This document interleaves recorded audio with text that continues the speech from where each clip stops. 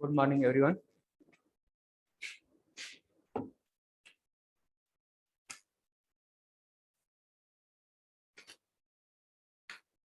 आज जो आपका चैप्टर है केमिकल बॉन्डिंग, इसको आज कंक्लूड करेंगे।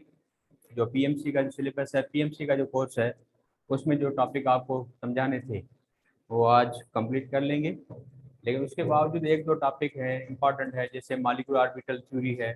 उसके ज़रिए डिफरेंट जो मॉलिक्यूल हैं उनकी जो हम क्या कहते हैं उसका इलेक्ट्रॉनिक कॉन्फ़िगरेशन उनकी, और फिर उस इलेक्ट्रॉनिक कॉन्फ़िगरेशन से बॉन्डिंग इलेक्ट्रॉन की तादाद, एंटी बॉन्डिंग इलेक्ट्रॉन की तादाद, और लास्ट में उसका जो बॉन्ड ऑर्डर बनता है वो भी आपको मैं एक एक्स्ट्रा जो लेक्चर है उसके जरिए मैं आपको समझाऊंगा। ठीक है, एक बात ये। और दूसरा जो टॉपिक रहेगा वो रहेगा dipole movement. Polarity of molecule जो है उसका रिलेशन जो होता है वो किसके साथ होता है? डायपोल मूवमेंट के साथ होता है। ये भी मैं आपको टॉपिक जो है अलग से समझाऊंगा। ठीक है, तो ये दो लेक्चर आज एक्स्ट्रा जो है मैं आज या कल जो है मैं आपको इसके लिंक है वो शेयर कर दूंगा। अपलोड करने के बाद आप उसको देखना चाहें, अगर जो पढ़ना चाहें समझना चाहें उसको आप समझ सकते हैं। ठीक है, तो आज जो टॉपिक हैं ये तो पहले भी काफ़ी दफ़ा जो है आपने पढ़े हैं, स्पेशली इनऑर्गेनिक केमिस्ट्री जो है ना इंटर की, उसके अंदर ये चीज़ें आपने पढ़ी हैं। उसके अंदर आज जो पहला टॉपिक मैं आपको थोड़ा समझाने जा रहा हूँ, तो ओवरव्यू दूंगा क्योंकि काफ़ी चीज़ें आपको ये पहले डिटेल में समझाई हुई हैं। उसके अंदर है एटॉमिक प्रॉपर्टीज। उस एटॉमिक प्रॉपर्टीज में सबसे पहली जो बात आती है वो होता है एटॉमिक साइज, एटॉमिक रेडियस। अब देखो कि एटॉमिक रेडियस जिसके जरिए हम एटॉमिक साइज जो कंसीडर करते हैं, एटॉमिक रेडियस ज्यादा होता है हम कहते हैं बड़े एटम है, अगर एटॉमिक रेडियस कम है तो कहते हैं छोटे एटम है। तो एटॉमिक रेडियस क्या होता है? एटम को हम एज स्फीयर जो है वो कंसीडर करते हैं। अब एटम जब स्फीयर है तो उसका हम लेते हैं ये न्यूक्लियस है, और उसकी जो न्यूक्लियस के अराउंड उसकी डिफरेंट एनर्जी लेवल्स हैं, डिफरेंट ऑर्बिट्स हैं जिसके अंदर इलेक्ट्रॉन रिवॉल्व करता है। ठीक, अब जो लास्ट शेल है, लास्ट एनर्जी लेवल है, उसे हम कहते हैं वैलेंस शेल। तो वैलेंस शेल में आमतौर पे इसकी दो तरीकों से डिफाइन हम करते हैं। एक ये है कि वैलेंस शेल का इस न्यूक्लियस से डिस्टेंस क्या है, ये एटॉमिक रेडियस कहलाता है। या यूं भी डिफाइन कर सकते हो average distance, average distance between, average distance between nucleus and electron, last electron, outermost electron is called atomic radius. Average distance between the outermost electron and center of nucleus is called atomic radius. ठीक है, ये atomic radius होता है। अच्छा, अब इसके जो unit होते हैं एटॉमिक रेडियस के, वो तो आपको पहले भी पढ़ाए थे काफी दफा कि हम जो अगर यूनिट लेना चाहें तो ये लेंथ है, लेंथ को आप मीटर में लेंगे या इसको आप नैनोमीटर में ले सकते हैं। ठीक है, लेकिन आमतौर पे जो टेक्स्ट बुक होते हैं केमिस्ट्री के उनके अंदर यूनिट या तो नैनोमीटर दिया होता है या एंगस्ट्रॉम, और अपनी जो पंजाब की टेक्स्ट बुक है या फेडरल की जो टेक्स्ट बुक है उसके अंदर यूनिट दिया हुआ कौन सा दिया हुआ? पिकोमीटर।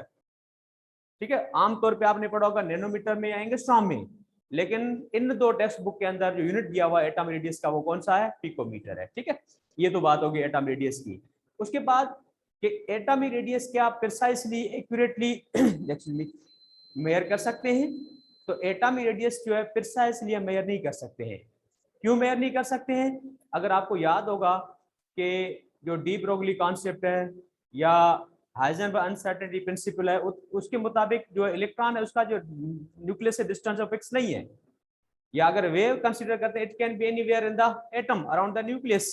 ठीक है, या according to Heisenberg uncertainty principle you can not locate the electron at a precise position. आप उसकी पोजीशन जो है प्रिसाइसली जो है वो मेजर नहीं कर सकते हो। तो इसलिए एटम का जो रेडियस है वो प्रिसाइसली मेजर करना मुमकिन नहीं है, क्योंकि एटम जो है उसका कोई शार्प मार्जिन, ठीक है, मैं कहता हूँ इस बोर्ड की आप लेंथ लो तो ये एक एज है वो दूसरी एज है, इस बोर्ड की तो आप लेंथ ले सकते हो क्योंकि इसका मार्जिन आपको वाज़ेह नजर है, क्लियर मार्जिन यही है। लेकिन एटम के इलेक्ट्रॉन जो है कैन बी वर्ड इस्तेमाल करते हैं एवरेज, मतलब इलेक्ट्रॉन इसी डिस्टेंस जो मेजर करो उससे आगे भी हो सकता है, नजदीक भी हो सकता है, तो एक दो डिस्टेंस ये है। ठीक है, तो बना ये बात होगी।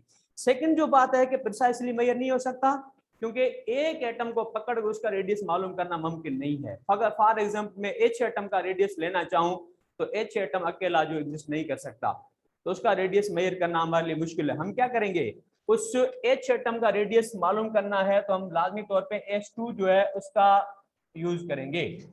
S2 में क्या होगा, एक H एटम दूसरे H एटम के साथ कनेक्टेड है, तो जब एक एटम के साथ दूसरा एटम उसके करीब होगा तो उनके इलेक्ट्रॉन को न्यूक्लियस अट्रैक्ट करेगा या इलेक्ट्रॉन इलेक्ट्रॉन रिपेल करेंगे। उसके नतीजे में क्या होगा कि ओरिजिनल जो इसका रेडियस होना चाहिए अकेले एटम का, बॉन्ड बनने के बाद वो चेंज होगा। ठीक है, तो माना जो सराउंडिंग एटम उसके साथ है, नेबरिंग जो एटम है या उसके साथ जो बॉन्डेड एटम है, उसके इंटरेक्शन की वजह से उसका रेडियस है वो चेंज हो जाता है, डिस्टार्ट हो जाता है, जो भी आप वर्ड इस्तेमाल करो। इसलिए हम कह सकते हैं कि प्रिसाइसली जो है एटम का रेडियस आप मेजर नहीं कर सकते हो। ठीक है भाई, तो ये तो बात होगी एटॉमिक रेडियस की। उसके बाद कि एटॉमिक रेडियस जो है उसका दारोमदार किस पे होता है। एटॉमिक रेडियस जो है वो तो आपने काफी दफा चीजें पढ़ी हैं कि एटॉमिक रेडियस जो चेंज होता है उसकी वेरिएशन होती है, एक होती है इन पीरियड, ठीक है, और दूसरी जो वेरिएशन होती है वो किसके अंदर होती है, ग्रुप के अंदर होती है। तो आपको पता है कि in the period, period means left to right in a periodic table, तो लेफ्ट टू राइट जाते हो क्या होता है कि एक जो उस एलिमेंट जो भी इस सपोज करो मैं सेकंड पीरियड की बात करूं, तो सेकंड पीरियड में जो भी एलिमेंट होंगे उनके पास टोटल एनर्जी लेवल 2 होंगी। कितनी एनर्जी लेवल होंगी, 2 एनर्जी लेवल उसके पास होंगी। ठीक है, अब ये जो 2 एनर्जी लेवल हैं इनके अंदर सभी एटम के पास 2 एनर्जी लेवल होंगी, नंबर ऑफ शेल इक्वल होगा। लेकिन जैसे आप लेफ्ट टू राइट जाओगे तो क्या होगा, एटॉमिक नंबर इंक्रीज होता है। ठीक है, फॉर एग्जांपल अगर लिथियम है तो बेरिलियम, इस तरह से atomic radius left sorry atomic number nuclear charge left to right increase होती है। और जैसे न्यूक्लियर चार्ज इंक्रीज होगी तो न्यूक्लियस में प्रोटॉन की तादाद बढ़ने से शेल की तादाद तो सेम है, तो अट्रैक्टिव फोर्स जो उसकी बढ़ती रहेगी। तो लेफ्ट टू राइट इलेक्ट्रॉन और न्यूक्लियस के बीच में अट्रैक्टिव फोर्स एटॉमिक नंबर बढ़ने से, न्यूक्लियर चार्ज बढ़ने से इंक्रीज होती है, और अट्रैक्टिव फोर्स बढ़ने से इलेक्ट्रॉन क्या होंगे, न्यूक्लियस के करीब आएंगे। तो नतीजन क्या होगा, एटम जो है उसका रेडियस जो है आस्ता आस्ता उसका डिक्रीज होता जाएगा। तो माना पीरियड में हम क्या कहेंगे, एटॉमिक रेडियस में कौन सी वेरिएशन आ रही है, एटॉमिक रेडियस में जो वेरिएशन आ रही है वो ये है कि एटॉमिक रेडियस जो है पीरियड के अंदर वो इनवर्स है किसके साथ, न्यूक्लियर चार्ज के साथ, एटॉमिक नंबर के साथ या प्रोटॉन की तादाद के साथ इनवर्स है। तो क्या कहेंगे, डिक्रीज होती है इंक्रीज होती है, डिक्रीज होती है due to increase in atomic number. अच्छा, उसके बाद है ग्रुप के अंदर कि top to bottom in a group क्या होता है। तो ग्रुप के अंदर सपोज करो मैं इसी लिथियम फैमिली की बात करूं, तो लिथियम जो है उसके बाद सोडियम पोटेशियम उनका एटम बढ़ रहा है। क्यों बढ़ रहा है कि लिथियम सेकंड पीरियड का है, सोडियम थर्ड पीरियड का है, पोटेशियम जो है फोर्थ का, इस तरह से रुबिडियम फिफ्थ का। ठीक है ना, तो क्या होता है कि टॉप टू बॉटम जो है नंबर ऑफ एनर्जी लेवल बढ़ती है। ऐसे ना तीसरे शेल में अगर तीसरे पीरियड में एलिमेंट उसके पास एनर्जी लेवल 3 होगी, चौथे पीरियड के अंदर 4 एनर्जी लेवल होगी, तो नंबर ऑफ एनर्जी लेवल बढ़ रही है। और तो ग्रुप के अंदर एटॉमिक रेडियस जो है वो एनर्जी लेवल के साथ डायरेक्ट है। क्या है, नंबर ऑफ शेल को या नंबर ऑफ एनर्जी लेवल को उनके साथ ये डायरेक्ट है। ठीक है, अब एनर्जी लेवल के साथ क्या ये डायरेक्ट है। क्यों डायरेक्ट है, क्योंकि जैसे एनर्जी लेवल बढ़ती है तो जो हम मेजरमेंट ले रहे हैं जिससे इलेक्ट्रॉन की, वो वैलेंस शेल का होता है। तो बीच में जितने इलेक्ट्रॉन शेल ज्यादा आएंगे तो वैलेंस शेल का तादाद की उसके, मिसाल के इसका सेकंड वैलेंस शेल, इसका थर्ड, इसका फोर्थ वैलेंस शेल होगा, तो लाजमी वैलेंस शेल जो उसकी डिस्टेंस बढ़ रही है, शेल चेंज हो रहा है। तो इस तरह से वैलेंस शेल की जो है इलेक्ट्रॉन का डिस्टेंस मेयर होता है, शेल चेंज होता है, जितने वैलेंस शेल के बीच में जितने शेल ज्यादा होंगे उतना वैलेंस शेल दूर होगा। इस तरह से radius top to bottom increase होता है। ठीक है, एक बात ये। लेकिन दूसरी बात, अगर इस पीरियड की अट्रैक्शन और ग्रुप की अट्रैक्शन को कंपेयर करें तो पीरियड के अंदर अट्रैक्टिव फोर्स बढ़ती है, अट्रैक्टिव फोर्स इंक्रीज होती है क्योंकि शेल की तादाद सेम है, प्रोटॉन बढ़ रहे हैं। लेकिन ग्रुप के अंदर क्या हो रहा है कि न्यूक्लियस जो है उसको बीच वाले जो शेल हैं, बीच वाले जो इलेक्ट्रॉन हैं, ठीक है, इनर इलेक्ट्रॉन लेवल जो है वो क्या करती हैं, आउटर इलेक्ट्रॉन को इस अट्रैक्टिव फोर्स से रोकती हैं। या यूं समझो कि इनर शेल आने से अट्रैक्टिव फोर्स जो है वैलेंस शेल की और न्यूक्लियस की कम होती जाती है, जिसे कहते हैं ना शील्डिंग इफेक्ट या स्क्रीनिंग इफेक्ट। तो top to bottom number of energy level बढ़ती हैं, शील्डिंग इफेक्ट बढ़ता है, और इस शील्डिंग इफेक्ट बढ़ने से, एनर्जी लेवल बढ़ने से क्या होता है, अट्रैक्टिव फोर्स जो होती है कम होती है। और इस तरह से atomic radius top to bottom increase होता है। ठीक है बाबा, और ये चीजें मैंने आपको ग्रुप 10 जो है एग्जैक्टली जो आपको इनऑर्गेनिक केमिस्ट्री में ये पढ़ा दिया था। और अगर कंसीडर किया जाए तो सबसे बड़ा जो एटम होगा वो कौन सा होता है, पहले वाला, फर्स्ट ग्रुप का। और जैसे हम लेफ्ट टू राइट जाएंगे तो रेडियस कम होता जाता है। तो फर्स्ट ग्रुप जो कौन सा है, ये अल्कली मेटल है। तो alkali metal will have the largest atom in the each period, और हर पीरियड का अल्कली मेटल बड़ा होगा तो ओवरऑल जो पीरियोडिक टेबल का जो बड़े से बड़ा एटम कौन सा होगा, अल्कली मेटल ही होगा। तो top to bottom alkali metal की भी साइज बढ़ेगी। तो यहाँ पे जो फ्रांशियम है या फ्रांशियम जो रेडियोएक्टिव उसको नहीं, उसको छोड़ दो, तो बाकी जो बचता है यहाँ पे कौन सा बचता है, हाँ, सीजियम। तो सीजियम जो है वो सबसे बड़ा आइटम है पीरियोडिक टेबल का। ठीक है, सीजियम से बड़ा वैसे फ्रांशियम है, समझे बात। तो टॉप टू बॉटम ऐसे बढ़ता है, ऐसे लेफ्ट राइट डिक्रीज होता है, और ऐसे ऐसे इंक्रीज होता है और ऐसे डिक्रीज होता है। ठीक है, तो ये होगी एटॉमिक रेडियस की बात। अच्छा, अब एटॉमिक रेडियस जो जिस तरीके से मेजर किया जाता है, उस मेजरमेंट के जो वे हैं उसमें एक जो लिया जाता है वान डेर वाल रेडियस लिया जाता है, जो कि आमतौर पे नोबल गैसेस का होता है, क्योंकि नोबल गैसें कोवेलेंट बॉन्ड नहीं बनाती हैं, तो उनके एटम के बीच में जो एवरेज डिस्टेंस होता है उसका हाफ लिया जाता है। ठीक है, उसको कहते हैं वान डेर वाल्स रेडियस। लेकिन आमतौर पे जो बुक्स में लिखा होता है वो होता है कोवेलेंट रेडियस। जिस तरीके से मेजरमेंट होती है ना इसकी, उसके लिए हम इसका नाम रख लें, क्या रख रहे हैं, कोवेलेंट रेडियस। ठीक है, अब देखो कि कोवेलेंट रेडियस क्या होता है। कोवेलेंट रेडियस मिसाल के तौर पे हाइड्रोजन की बात करें कि हाइड्रोजन के दो एटम हैं, ठीक है, ये अपने आप में कनेक्टेड है। क्या है ये, अपने आप में कनेक्टेड हैं। ठीक है, अच्छा, अब ये जो एक एटम है उसका न्यूक्लियस है, ये दूसरे एटम का न्यूक्लियस है। Internuclear distance, internuclear distance is called bond length. अब ये बॉन्ड लेंथ जो है क्या है, डायटोमिक मॉलिक्यूल है, सिमिलर एटम है, आइडेंटिकल एटम है, जिसे कहते हैं ना होमोन्यूक्लियर। तो इसका ये रेडियस है, ए एटम है, ये भी ए एटम है। तो बॉन्ड लेंथ किसके बराबर होगी, radius of one atom plus radius of similar other atom. तो बॉन्ड लेंथ का हाफ करेंगे, तो बॉन्ड लेंथ का जब हाफ करेंगे तो क्या मिलेगा आपको, इसका रेडियस मिल जाएगा, इसका रेडियस मिल जाएगा। तो बॉन्ड लेंथ का जब हाफ करते हैं तो ये क्या होता है, कोवेलेंट रेडियस। उसको अगर एग्जैक्टली डिफाइन करेंगे तो यूं डिफाइन कर सकते हो कि half of the bond length between two homonuclear bonded atom is known as bond covalent radius. जब दो एटम कोवेलेंटली बॉन्डेड होते हैं, उनकी बॉन्ड लेंथ का हाफ लेते हैं, उसको क्या कहते हैं, उसको कहते हैं कोवेलेंट रेडियस किया जाता है। ठीक है भाई, तो इस तरह से बॉन्ड लेंथ का हाफ लेते हैं। मिसाल के तौर पे कार्बन कार्बन जो बॉन्ड लेंथ मेजर होती है डायमंड की, वो है 1.54 एंगस्ट्रॉम में लेता हूं मैं। ठीक है, तो 1.54 का अगर मैं डिवाइड करूंगा तो रेडियस जो कार्बन का होगा वो 1.54 बॉन्ड लेंथ का हाफ होगा, वो तकरीबन बनता है 0.77 एंगस्ट्रॉम।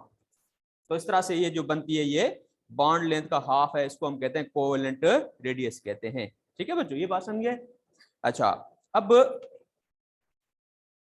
मिसाल के तौर पे एच एटम की बात करें तो एच एटम जो है उसकी बॉन्ड लेंथ का जब हाफ करते हैं तो हाइड्रोजन एटम जो है उसका जो कोवेलेंट रेडियस बनता है वो बनता है, वो तकरीबन है 30, अच्छा वो अगर नैनो एंगस्ट्रॉम में लूं तो वो बनता है 0.0377 एंगस्ट्रॉम। ठीक है बच्चों, अच्छा अगर इसको एंगस्ट्रॉम में अगर मैं कन्वर्ट करता हूं, सॉरी 0.337 एंगस्ट्रॉम, अगर इसको मैं कन्वर्ट करता हूं नैनोमीटर में तो बनता है 0.0377 नैनोमीटर। या अगर मैं कन्वर्ट करता हूं उसको पिकोमीटर में, जो टेक्स्ट बुक में दिया हुआ है वो 37.7 क्या कहते हैं इसको, पिकोमीटर। ठीक है, और इसकी बॉन्ड लेंथ क्या होगी, इसका डबल होगा। ये बॉन्ड लेंथ का हाफ करके इतना आंसर आ रहा है। अब देखो कि मैं अभी जो बात कर रहा था कि हाइड्रोजन एटम का जो कोवेलेंट रेडियस है वो है 0.377 एंगस्ट्रॉम। ठीक है ना, या 0.033377 नैनोमीटर। और आपने जो कैलकुलेशन की थी बोर्स रेडियस की थी, कितना था, 0.529, डिफरेंट है ना इस तरह से। तो ये है कोवेलेंट रेडियस। ठीक है, अच्छा उसके बाद थर्ड जो प्रॉपर्टी है वो एटम से रिलेटेड है। अब कोल रेडियस का रिलेशन किसके साथ है? तो जितना एटम छोटा होगा उतना कोल रेडियस कम आएगा, बॉन्ड लेंथ कम होगी उनकी, इस तरह से। अब आते हैं आयोनिक रेडियस, ठीक है ना। तो आयोनिक रेडियस इस तरह से, ये एटम है उसका हमने रेडियस लिया, तो average distance between atom electron, valence electron and nucleus is called atomic radius. अब ये जो टर्म है किस पे अप्लाई करेंगे? ये आयन पे अप्लाई करेंगे कि अगर ये किसी भी केटाइन एनाइन है, उसका ये न्यूक्लियस है, उसका ये वैलेंस इलेक्ट्रॉन है, उस वैलेंस इलेक्ट्रॉन का एवरेज डिस्टेंस कितना होता है, वो एवरेज डिस्टेंस एटम का अगर लेंगे तो एटॉमिक रेडियस कहलाएगा। Average distance between valence electron, last electron and nucleus of an ion is called ionic radius, ठीक है। और आयोनिक जो रेडियस है उसका दारोमदार एटम पर है, जिसके एटम बड़े होंगे उसके आयन भी बड़े बनाएगा। सपोज करो लिथियम आयन है और सोडियम आयन है, तो पता है कि सोडियम एटम लिथियम एटम से बड़ा है, तो सोडियम का आयोनिक रेडियस ज्यादा होगा। समझे बात? अगर सोडियम और पोटेशियम को कंपेयर करें तो पोटेशियम का एटम इन दोनों से बड़ा है, तो पोटेशियम आयन इन दोनों से बड़ा होगा। तो ना जितना एटम बड़ा होगा उतने उसके आयन भी बड़े बनेंगे। ये बात समझे? तो आयोनिक रेडियस ये होता है, ठीक है। लेकिन आपको पता है कि कंपेयर करते हैं केटाइन और एनाइन को, केटाइन और एनाइन जो उसको अगर हम कंपेयर करते हैं तो कौन से एटम बड़े होंगे, कौन से आयन बड़े होंगे, कौन से जो आयन है वो छोटे होंगे। तो इसलिए स्क्रीनशॉट बटन दो, हरियप हरियप।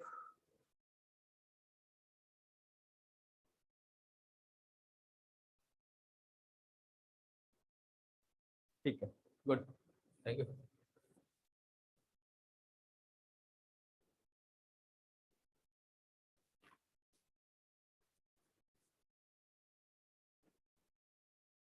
अब देखो कि कंपैरिजन में ये है कि anions are bigger than cations, माना रेडियस के हिसाब से केटाइन जो होते हैं वो छोटे होते हैं और एनाइन जो होते हैं वो बड़े होते हैं। एक बात ये।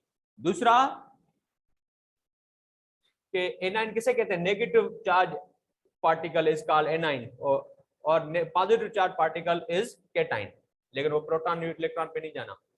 अच्छा, अब ये कि सपोज करो ये सोडियम एटम है, ये सोडियम आयन है, इनको कंपेयर करें, माना एटम को कंपेयर करो उसके बनने वाले केटाइन से या एनाइन से, या उसको कंपेयर करो, तो इससे जाहिर होता है कि cations are similar than parent atom या न्यूट्रल एटम। उसका जो न्यूट्रल एटम है जिससे ये केटाइन बना है, उस न्यूट्रल एटम से केटाइन जो होते हैं वो छोटे होते हैं।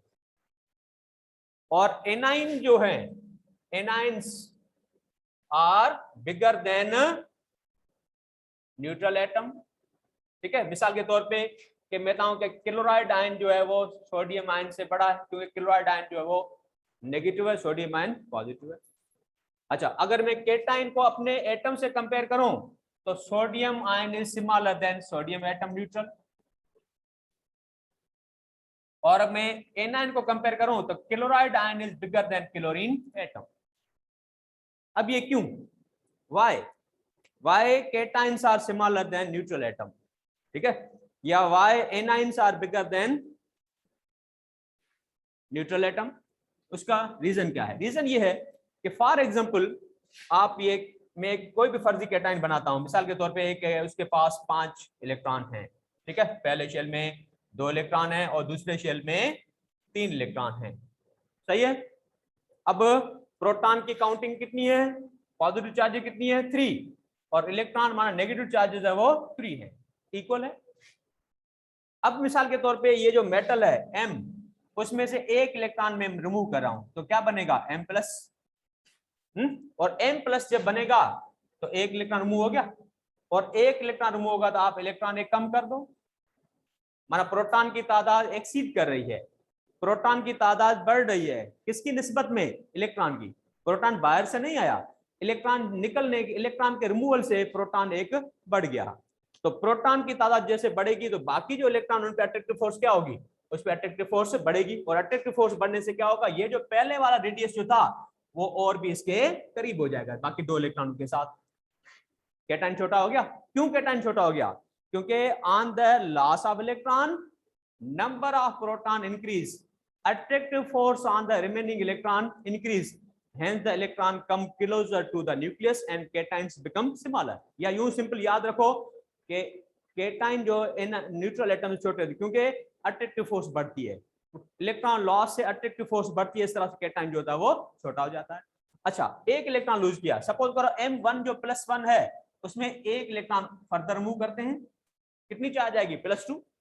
अब एक इलेक्ट्रॉन और मूव किया तो अट्रैक्टिव प्रोटॉन कितने हो गए? हाँ भाई, अच्छा 5 थे ना पहले, एक्सक्यूज मी यार, गलती कर खुद नहीं करो मुझे, 4 थे, अब कितने हो गए? अब हो गए 3। तो प्रोटॉन जब 2 और बढ़ गए तो क्या होगा? अट्रैक्टिव फोर्स और बढ़ेगी। ये जो एक इलेक्ट्रॉन जो वैलेंस शेल का था ये भी करीब आ गए सारे, और ये भी करीब हो जाएगा। तो इस तरह से क्या होता है कि जितने इलेक्ट्रॉन लॉस होते जाएंगे अट्रैक्टिव फोर्स बाकियों के लिए पीछे बढ़ाते रहेंगे, और इस तरह से कैटाइन जो होते हैं वो छोटे होते जाते हैं। ये बात समझ गए? अच्छा, ये क्लियर होगी बात? कैटाइन इस तरह से बढ़ते हैं। तो इससे जाहिर होता है कि कैटाइन जो है उसका ताल्लुक किसके साथ है? उसकी साइज जो है, कैटाइनिक रेडियस है, उसका ताल्लुक है चार्ज पे। कि मिसाल के तौर पे अभी मैंने समझाया कि +1 है, अब +2 आ गई, +1 से +2 वाला छोटा हो गया, और +2 से अगर एक इलेक्ट्रॉन फर्दर मूव करेंगे तो क्या बनेगा? +3, और भी छोटा हो जाएगा। तो माना जितने प्लस की चार्ज बढ़ती रहेगी माना उतने प्रोटॉन ज्यादा है, उतने अट्रैक्टिव फोर्स ज्यादा है। तो इससे जाहिर क्या होता है कि कैटाइन का जो रेडियस है वो चार्ज के साथ क्या इनवर्स है। ठीक है ना?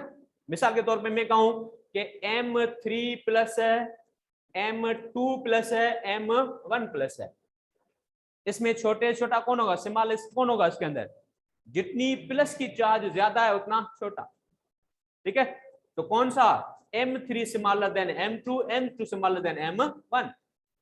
सही है? या अगर किसी सेकंड थर्ड पीरियड की बात करें तो थर्ड पीरियड के अंदर कौन से एलिमेंट है? हाँ भाई, सोडियम है, मैग्नीशियम है और एल्यूमिनियम है?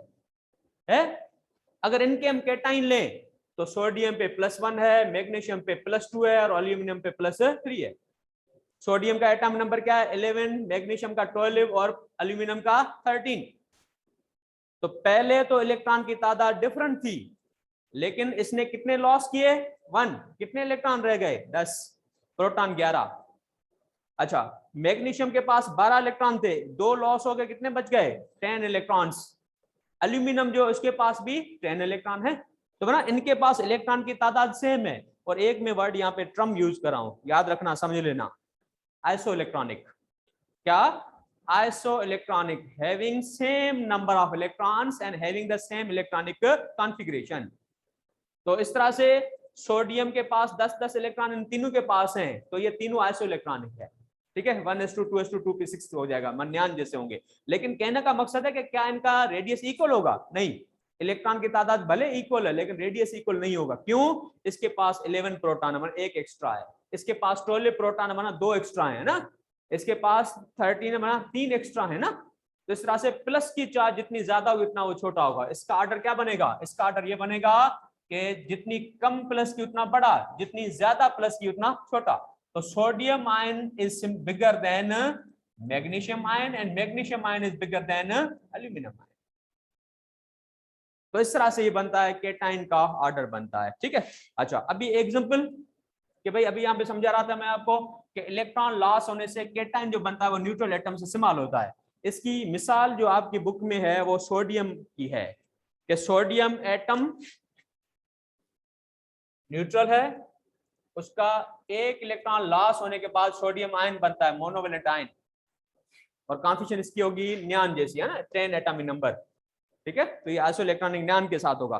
तो सोडियम जो है उसका रेडियस है वो है 1.86 एंगस्ट्रॉम, और जब सोडियम आयन बनता है तो उसका रेडियस है 0.95 एंगस्ट्रॉम। तो जाहिर है कि न्यूट्रल एटम से कैटाइन छोटा हो गया। क्लियर है ये? अच्छा, और ये बाकी यूनिट पी को अगर मीटर किताब में लिखे हुए हैं तो पढ़ लेना उसको। ठीक है, तो इस तरह से ये तो बात हुई कैटाइन की, स्क्रीनशॉट लो जल्दी, हरी अप। उसके बाद है एनाइंस। हमको ऐड कर चलिए ठीक है। एनाइंस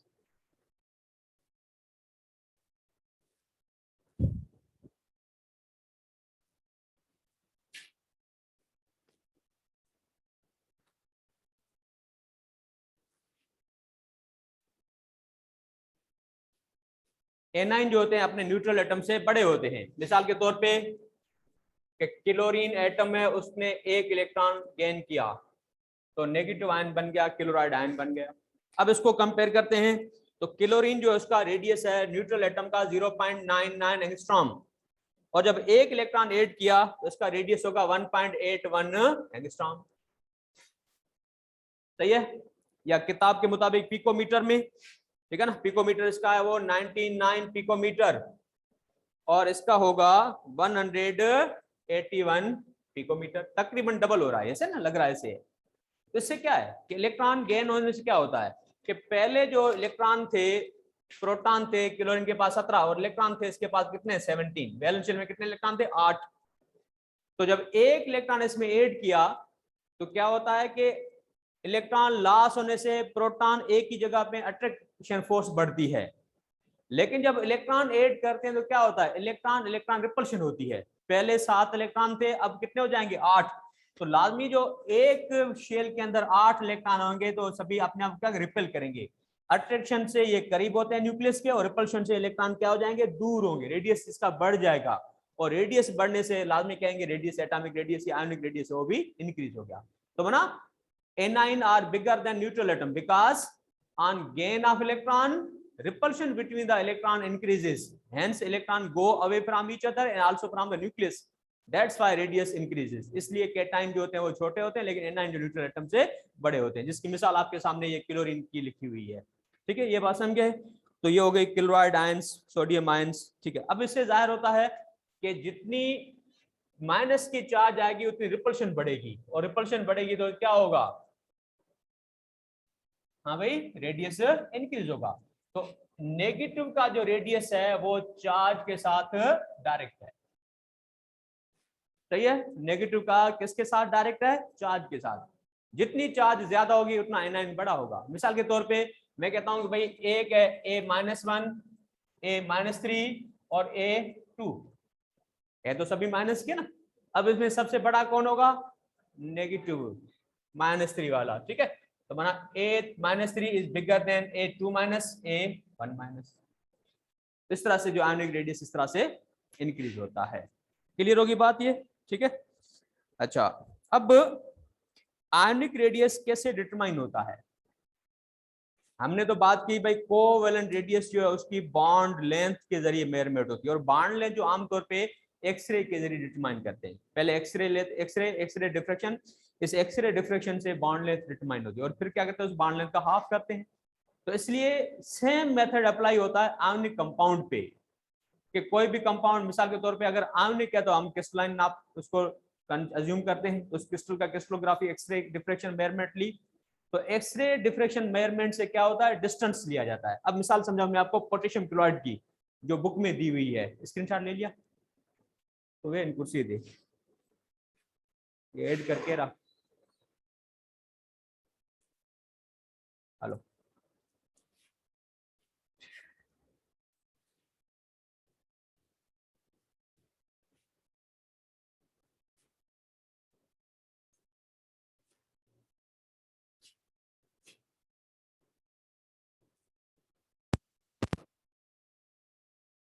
अगर अब मिसाल के तौर पे आयोनिक रेडियस की बात हो रही है कि पोटेशियम क्लोराइड है, ठीक है, तो पाउलिंग जो है उसने ये जो रेडियस डिटरमाइन किया है पोटेशियम रेड। अब देखो कि इसकी भी ये पोटेशियम आयन है छोटा है, क्लोराइड आयन जो है ये बड़ा है मिसाल के तौर पे, तो इसका भी न्यूक्लियस डिस्टेंस होगा, लेकिन यहाँ पे हाफ तो नहीं कर सकते क्योंकि ionic radius will be different. Homonuclear atom होते हैं, सिमिलर रेडियस होता है तो आप कर सकते हो बॉन्ड लेंथ, क्योंकि बॉन्ड लेंथ जो है एग्जैक्टली दोनों का सम होता है। ठीक है ना, लेकिन यहाँ पे ऐसा नहीं हो सकता। यहाँ पे मिसाल के तौर पे पोटेशियम आयन है, क्लोराइड आयन है, तो क्या होगा radius of potassium ion plus radius of chloride ion, ये बनती है यहाँ पे क्या बनता है बॉन्ड लेंथ। लेकिन बॉन्ड लेंथ का वर्ड इस्तेमाल नहीं करेंगे यहाँ पे, जो डिस्टेंस है बिटवीन आयनिक आयन जो उनके दरमियान जो डिस्टेंस है वो लिया जाता है। ठीक है, तो इंटर आयोनिक डिस्टेंस कहते हैं इसको। तो इंटर आयोनिक डिस्टेंस जो है वो लिया गया है, कितना है? इंटर आयोनिक डिस्टेंस जो है, लिख रहा हूं यहाँ पे, inter ionic distance in potassium chloride is 314 picometer, या इसको कह सकते हो 3.14 एंगस्ट्रॉम। ये है। अब ये डिस्टेंस किसके बराबर होगा? ये जो डिस्टेंस बराबर होगा इंटर आयोनिक जो डिस्टेंस है पोटेशियम क्लोराइड का, वो होगा radius of potassium ion plus radius of chloride ion. ठीक है, अब देखो कि रेडियस जो पोटेशियम आयन का है वो है 133 पिकोमीटर, और पोटेशियम आयन के बाद क्लोराइड आयन का जो रेडियस है वो है 181 पिकोमीटर। ये वैल्यू याद रखनी है आपको, याद हो तो अच्छी बात है। ये बनता है ये, ठीक है ना। तो रेडियस दोनों का ऐड किया, इसका रेडियस ये है, इसका रेडियस ये, दोनों का ऐड किया तो क्या बनता है? 314 पिकोमीटर या 3.14 एंगस्ट्रॉम या 0.314 नैनोमीटर, ये बनता है। तो ये हो गया आयोनिक रेडियस, कोवेलेंट रेडियस वगैरह हो गया। ठीक है बच्चों। अच्छा, स्क्रीन शॉट बैठी दो, एक मिनट रिकॉर्डिंग पॉज करें।